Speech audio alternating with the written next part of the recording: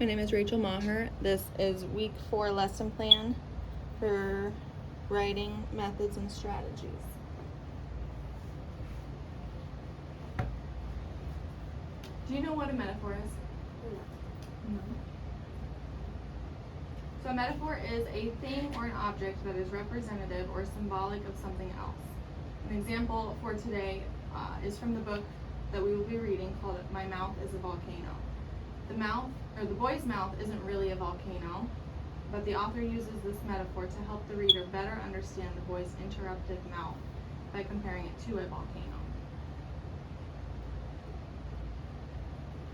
So we'll look at a couple of examples of metaphors, and then to understand what the meaning behind the metaphor is, one way is to question the meaning.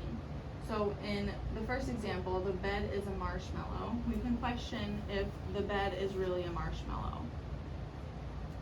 It's probably not really a marshmallow, but we know that marshmallows are soft, so they're probably trying to say that the bed is soft. The next example is the man had tree trunks for arms. We can question, does it make sense to have tree trunks for arms? No. So we can think about a tree trunk, and when we think of tree trunks, I think of tree trunks as something that's really big and strong. So we can probably assume that his arms are just big and strong. Another example is there are mountains of clothes in the room. Do mountains fit in rooms? No. So we can assume that there's probably not real mountains in the room, but we know the mountains are big, and so we can assume that the clothes are just big piles in the room. So a couple other examples we can go through, and you can help me out with this one. So the lake was a mirror. You can question, is it really a mirror? No. So what do you think that it's trying to say when it says the lake was a mirror? It's really clean and reflective. Reflective, yep. That's a great one. So the next one is he's a night owl. What can you question about that one? He stays up. Owls are up at night, so he probably stays up late, right? What about keep your eyes peeled? Keep your eyes open. Yep, because peeled is opening something. So if you peel an orange, you're opening the orange. So yeah, good job. Can you think of any other examples?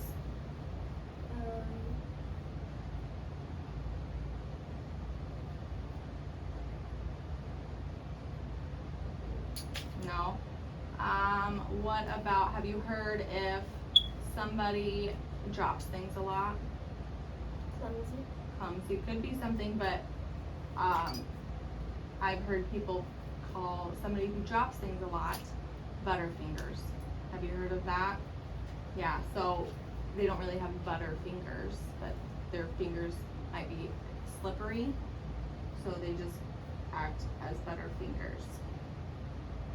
So we're going to listen to a story called My Mouth is a Volcano. We're going to read the first couple pages together, and then you'll work with a partner to read the rest of the story. While we're reading together, think about what metaphors the author is using.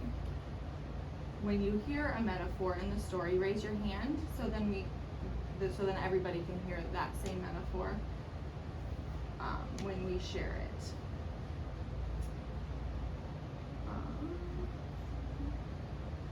So when we look at the title of the story, it's called My Mouth is a Volcano. So the title of the story is a metaphor because his mouth isn't really a volcano like we talked about earlier. It's just symbolizing that his mouth erupts just like a volcano. So we'll listen to this story for a little bit. My Mouth is a Volcano by Julia Pitt. Raise your hand if you hear any My name is Liz. metaphors. People say I erupt a lot. I don't think I do. I have a lot to say, and all of my words are very important to me. My tummy starts to rumble, and then it starts to grumble. My words begin to wiggle, and then they do the jiggle. Did you hear any? What did you hear? His stomach was growling. Mhm. So that means it was hungry. It sometimes means it's hungry, but in this case, he just really wants to say something. So another one I can see is hard with this video, but I can kind of see my words begin to wiggle. Words don't really wiggle. So that's one. And then they do the jiggle. Same thing. Melissa do a little bit more. My tongue pushes all of my important words up against my teeth, and then I erupt. Worship. Did you hear another one? What did you hear?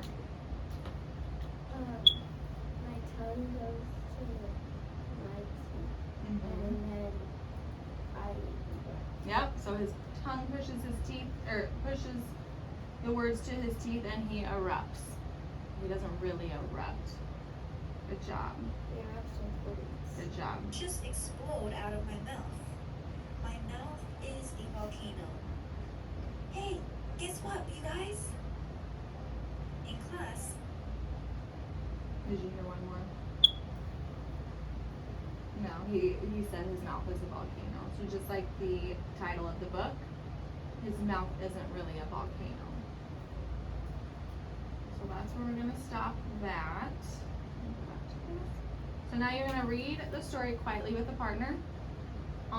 You'll have a worksheet, and on the left side of the worksheet, we're gonna write metaphors that we hear from the book. And then on the right side of the sheet, we're gonna write what you think they mean. So, again, with the title of the book, it's called My Mouth is a Volcano. So you would write My Mouth is a Volcano on the right, or on the left side, and then on the right side, we would write what it means. So he just blurts out words like a volcano just erupts. And then on the bottom, after we get through the book, on the bottom you'll write your own definition of what a metaphor is. And if you need help, I can go back to this one, and this is where it talks about what a metaphor is. I'll pull that one back up. And then don't forget to write your name at the top and use punctuation and capital letters as you're writing.